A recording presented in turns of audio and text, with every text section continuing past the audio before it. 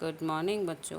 कल हमने पार्ट 1 संस्कृत वर्णमाला का पढ़ा था, जिसमें टॉपिक थे संस्कृत भाषा, वर्ण, स्वर और कितने वैदिक भाषा में कितने प्रकार के स्वर होते हैं उनके बारे में पढ़ा था। आज हम इसी चैप्टर में आगे पढ़ाएंगे। संयुक्त स्वर हमने पढ़ लिया था, अब हम पढ़ाएंगे व्यंजनानी। ठीक है, तो व्यंजनानी पढ़ने के लिए आप ध्यान से सुनिए। जिन वर्णों के उच्चारण में स्वर वर्णों की सहायता ली जाती है उन्हें व्यंजन कहते हैं। इन्हें हल भी कहते हैं। इनकी संख्या 33 होती है। व्यंजन वर्णों को जब बिना स्वर के लिखा जाता है तब इनके नीचे हलंत चिन्ह का प्रयोग किया जाता है। जैसे क के नीचे हलंत चिन्ह का प्रयोग हुआ है, ख के नीचे हलंत का प्रयोग हुआ है और ग के नीचे हलंत का प्रयोग हुआ है। ये आप देख रहे हैं। ठीक है, ये नहीं रुक पाया।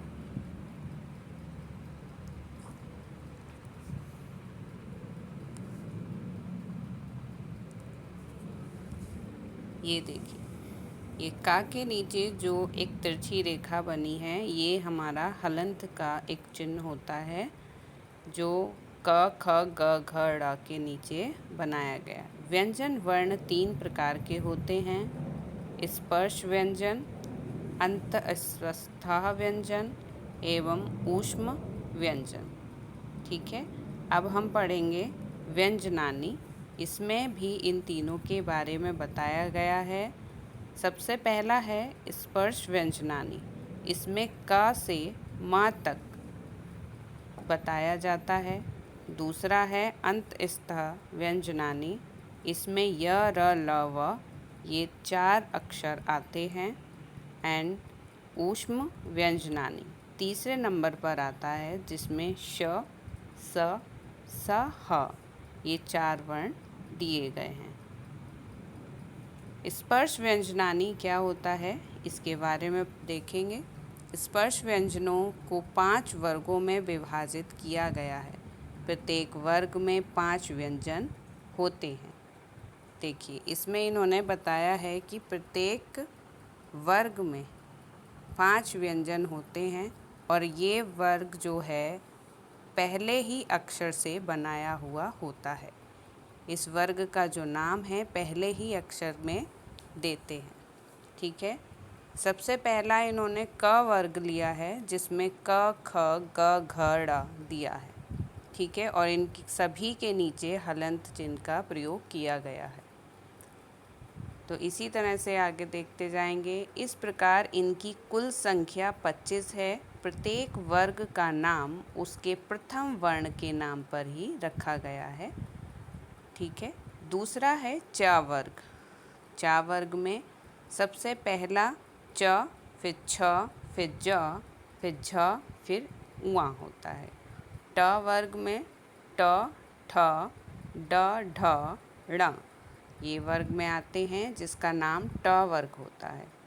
अब ता वर्ग में त, भ, द, ध, न ये सारे वर्ण आते हैं। उसी के बाद इसमें प वर्ग आता है, जो हमारे प, फ, ब, उआ, म ये 5 वर्ण आते हैं। अंतःस्थ व्यंजनानी में इनकी संख्या 4 हो जाती है, य, र, ल, व।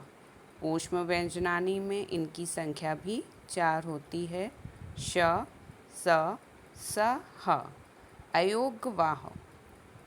अयोगवाह का एक स्वतंत्र रूप होता है, जो कि संस्कृत भाषा में 2 अयोगवाह भी होते हैं। इनका प्रयोग स्वतंत्र रूप से नहीं होता। इन्हें केवल चिन्हों द्वारा ही प्रदर्शित किया जाता है, जो कि चिन्ह के द्वारा ही बताया जाता है।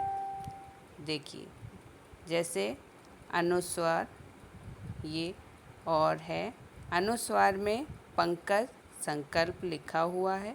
इस तरह से इनको जैसे अंक की बिंदी लगती है, इस तरह से लिखा जाता है, प्रदर्शित किया जाता है।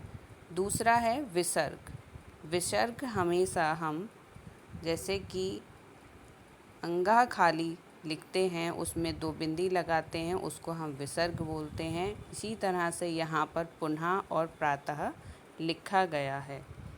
ठीक है, नीचे आ जाते हैं तो नीचे पढ़ते हैं व्यंजनानी। ठीक, तो व्यंजनानी में क, ख, ग, घ, ड़ ये दे रखा है। तो क मतलब क से कौआ जो कि काक है। ख से खजूरम। ग से गजा। घ से घोटका। ण खाली। ठीक, इसी तरह से च से चंद्र। छ से छत्रम। ज से जलम और छ से छशा। उआ खाली, ये दिया हुआ है। ठीक है, आई होप आपको ये समझ में आ रहा होगा, तो अच्छे से समझने की कोशिश करिए और नहीं आए तो कमेंट बॉक्स में ज़रूर बताइएगा। इसी तरह से आगे है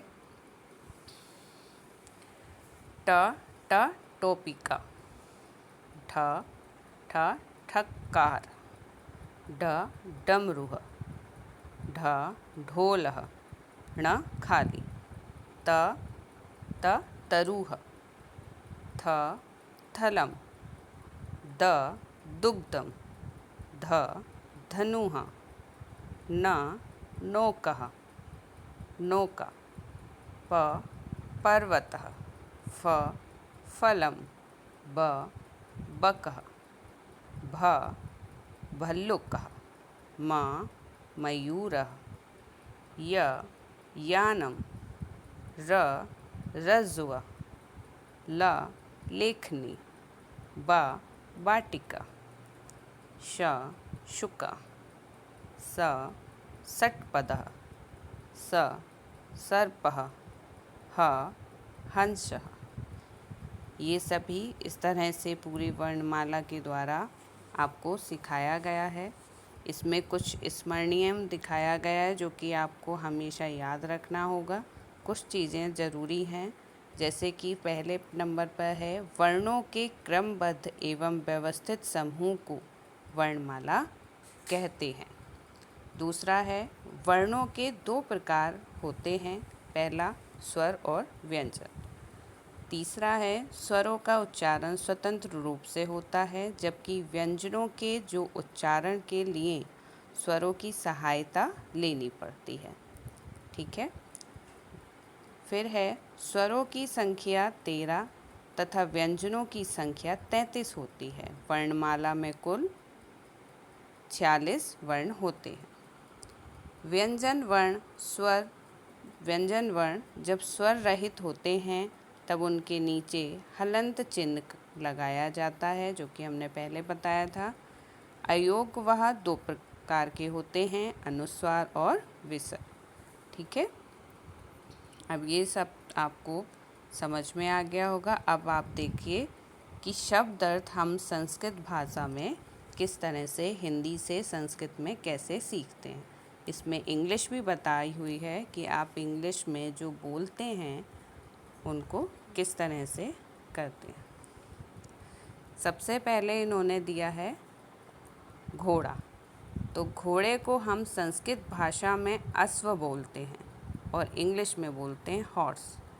ठीक है, तो हम इंग्लिश को देखते चलेंगे, बस ध्यान रखेंगे हिंदी और संस्कृत का, क्योंकि हमें संस्कृत सीखनी है। ठीक, तो इन्होंने दूसरे नंबर पर दिया है आम। आम्र को आम्रम बोला जाता है संस्कृत भाषा में। ऊँट को ऊष्टः बोला जाता है। जहाँ पर ये 2 विसर्ग आ जाते हैं वहाँ पर ऊष्टः होता है, ऊष्ट्र नहीं बोलते। हिरन, हिंदी में हिरन को ऐनः बोला जाता है। भगवान को ईश्वरः बोला जाता है। खजूर को खजूरम बोला जाता है। घोड़ा घोटका देखिए ऊपर इन्होंने घोड़े को अश्वः बोला है, लेकिन नीचे इन्होंने बताया है कि घोड़े को ही घोटका ही बोले जाते हैं। दोनों नामों से बुलाया जाता है। छाता, छाता को संस्कृत में छत्रम कहते हैं। मछली को संस्कृत भाषा में झस कहते हैं। ढोल को ढोलह कहते हैं। ठीक है, इसी तरह से हमें टोपी को टोपिका, पेड़ को तरु और ज़मीन को थलम, नाव को नौका, भालू को भल्लुक कहा तथा हवाई जहाज को यानम कहते हैं। रस्सी को रज्जू बोला जाता है। भौरा को सटपट बोला जाता है। सांप को सर्पः बोला जाता है और हंस को हंसः बोला जाता है। ये सभी आपको शब्द अर्थ बहुत अच्छे से समझ आ गए होंगे, जो कि आपके आने वाले अध्याय के लिए बहुत ज़रूरी है। तो कृपया कर इनको याद करिएगा और ज़्यादा से ज़्यादा लिखने की कोशिश करिएगा। कोई भी विसर्ग या कोई भी चिन्ह आपका भूलना नहीं चाहिए। चिन्हों पर ही पूरी संस्कृत टिकी हुई है। अगर आपने संस्कृत के चिन्ह याद नहीं किए या याद नहीं रखे तो आपके मार्क्स उन्हीं चिन्हों के द्वारा काट दिए जाते हैं।